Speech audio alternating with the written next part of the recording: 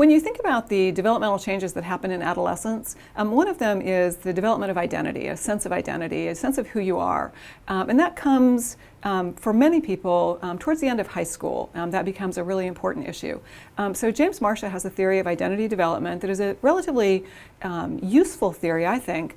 I've talked to people about it at cocktail parties and drawn it on a napkin. I've drawn it on the sand at the beach. It's a really easy one, once you know the theory, to use and to explain to people to help them understand things like why a high school senior might not know what they want to do next, whether they want to go to college or not, or what they want to major in once they get to college. A lot of people wring their hands when they get to college and say, oh, I don't know what my major is, or I want to change my major. And this helps to explain that in a way that makes a lot of sense, I think.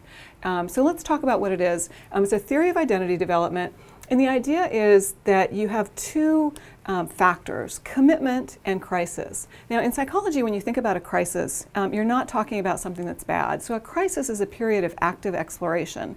If you're going through a crisis, it means you're working through something. A midlife crisis, for example, is really a midlife review. So think about crisis as not as a bad thing. Commitment is a commitment, it's just what it sounds like, a commitment to a particular course of action. So what Marcia said was you could be high or low on these two things, and that put you into a different identity status. So let's talk about what those statuses are.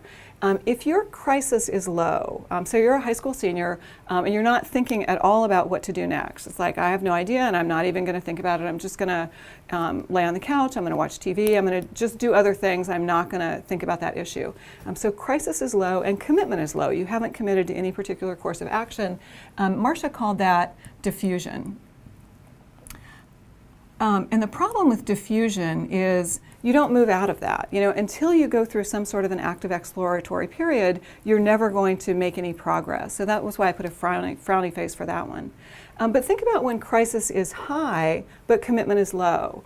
So you're spending a lot of time exploring options. You're looking at colleges, you're looking at perhaps an internship, maybe you want to take a year off, maybe you are thinking about what college to go to. Do you want to go to a 2-year or 4-year? What do you want to major in? What are they good at?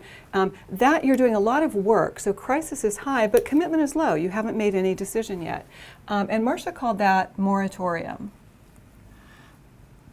And the thing about moratorium is it sounds like something you would find at a funeral home. It sounds horrible, but it's actually a really good place to be because you're doing the work that will someday result in a good decision, hopefully.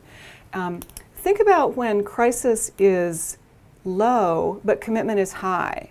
So you've committed to something, but you really haven't explored the options. Perhaps somebody has always wanted to be a nurse, or always wanted to be a doctor, or always wanted to be a gardener, and they never thought about anything else. From the time that they were small, they always said, this is what I want to do, and they never thought about other options. So crisis was low. They didn't explore other options. Commitment is high. Marcia calls that foreclosure.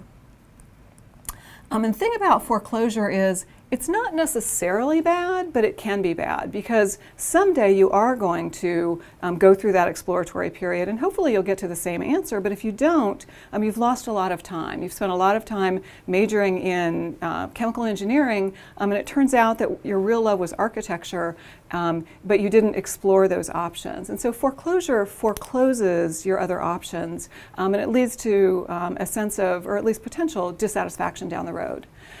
When crisis is high, you've spent a lot of time exploring options and you've committed to something, that's what is called achievement.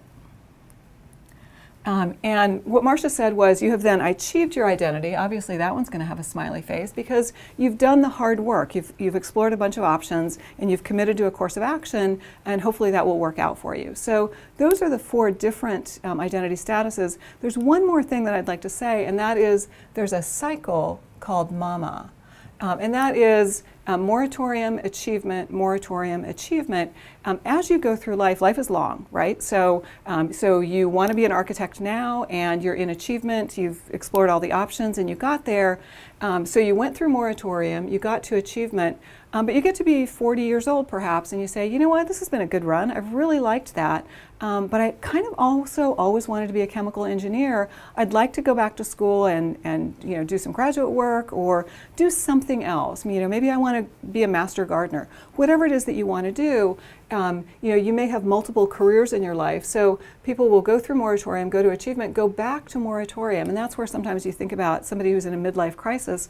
Perhaps they're back in moratorium doing that exploratory work again with the hopes that they will get to achievement again. So that's Marcia's theory of identity development. And again, what that tells you is when you're in moratorium, that's a good place to be. Hang out there for as long as you need to come to a good decision.